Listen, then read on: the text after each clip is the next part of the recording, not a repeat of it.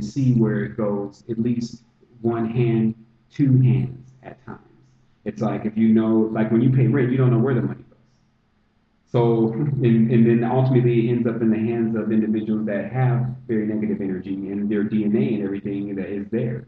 And it's like that connection is what we are now working on cutting. But just with anything, you can't just cut something where we've been getting all of our fuel from it.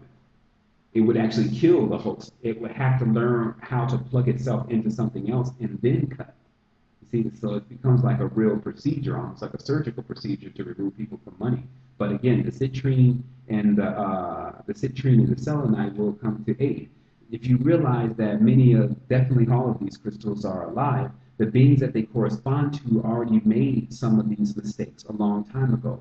So they've already figured out the solution. But when you're dealing with darkness, that's just what it is. It can't be anything else because then it would just cease to even be as a component. There wouldn't even be a counterweight. Then our whole universe and mentality would topple. So the reality is that we have to address it from the level of knowing, like these pictures are showing on the live stream, that there are beings behind this.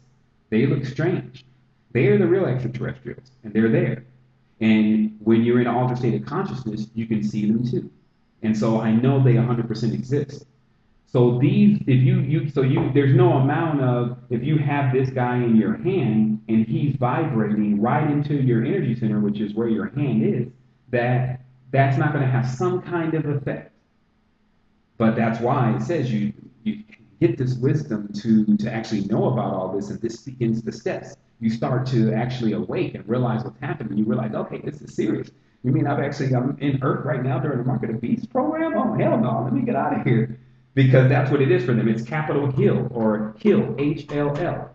That's the Kabbalistic word for hell. The Kabbalistic word for the moon is Hillel. As you see even with the Dr. Bronner soaps, Dr. Bronner went against Hillel, who was teaching, a man named Hillel in Europe that was teaching all these men alchemy and everything to do with how to cut trees and all sorts of stuff. And Dr. Bronner still has on his labels, I had to fight with the great Master Hillel because he was incorrect, that we are all one. But the Master Hillel was telling them, no, you're divided. This is the moon. You see? And this type of knowledge is, when is this? This is now the time for it to come out and for people to be invigorated off of it, because they've tried everything else now. Now they have no choice but to come and fess up to the actual truth.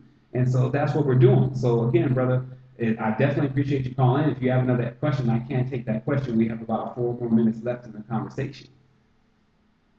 I'll leave it open. Thank you very much. We'll have to expound a little more with more time. Thank you. Definitely. And for everyone that is looking for more expounding on this, I'm definitely going to be putting out a publication. It's called The History of Currency. And we're just going to take it apart from the Zoom, because it's easier for me to zoom in and to show what's there, show who's involved, show what plant, and even how even plant consciousness has been affected, meaning that a plant can make a decision to serve something that's dark. And this is when we start giving respect to the planet also about how much it is really alive. Because at this point, sometimes we think that, oh man, it's just Mother Earth and it's a hologram, and they got everyone thinking all this weird stuff, but the reality is that all of what you see around you is alive. It's just something about the actual frequency we're on, because the reality is that when entering into an altered state of consciousness, now when I mention altered state of consciousness, it's not to mention other things, because there are certain things you can and cannot say now, and in order to just avoid trouble. But when I speak of altered state of consciousness, I'm not talking about being drunk or anything like that. I'm talking about actually being in the state in which you are completely active as far as your chakra center. And at this point, your third eye, your third ear turns on. And then you see things as they really are, which is very similar to the way you see them now, but they're alive. And then from that point, communication begins to take place. Communication on that realm is everything, basically. All ether really is ideas and communication and spirits and all this stuff jumbled together until it makes geometric patterns that equal the reality because they project sound. Then what ends up happening from here is that our harmonic frequency is then tapped into and made so that I'm basically at times controlling the guy next to me's reality of being here. And then he's triangulating that to the other guy in his reality to be here. And that's why when you go on like a monk mission and you end up in a cave somewhere and you start to meditate, if you tap out of here and you open your eyes, you're out of here. You're not in this world anymore because no one's projecting that. You're out. That's why I said there's a power now in returning to the roots, because that's, if you look at some of these old these videos on BBC about some of these inaccessible places of Africa, and you just look at these places and they cut them in high definition, you can see the power of returning your roots because you would have all the data of who you are. It would talk to you. The land would talk to you. That's how it would work. It's not something that they can stop. It's something you can stop, though. And that's why it's important for us now. I can do it as many ways as you need it. That's what I'm here to do. I can explain to people in so many different ways how they need to wake up. I ask also that people, when leaving this call, before leaving, if you could press, I believe it's star or one to hear whatever this advertisement is. It does help the show go up more in rank, and that way more people can actually listen to the show. I definitely want to say, just on another note, that man, this has just been a phenomenal journey.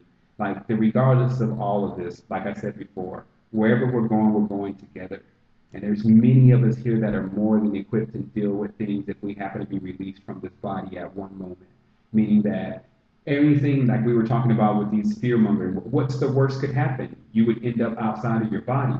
If you still think that is the downside to things, then you're caught up in what they call an island kind of concept, which Sufis talk about, thinking that that the island is the only thing that exists, but it's not. But first you must cross the sea. I will tell you the truth. It's been a pleasure being here today. I want to thank everyone that definitely is in the studio, Mr. Spirit Matter, for working the live stream. I also want to give a big thanks to Luis Cole, behind the camera all the time, making it happen. I even saw someone on Facebook say, well, what does the other guy, have to say about all of this? Because he's always behind that camera, working in cinematography, but he definitely understands that one thing about a movie producer is he's never on camera. And I definitely want to again say wholeness and balance vibration to everyone. Thank you to Luna, and thank you to John, and all the other supporters of the resistance, Miriam, and all the individuals that have come forward, Quantum. I mean, just to name names is almost injustice. There's so many. Thank you again. Thank you, Resistance.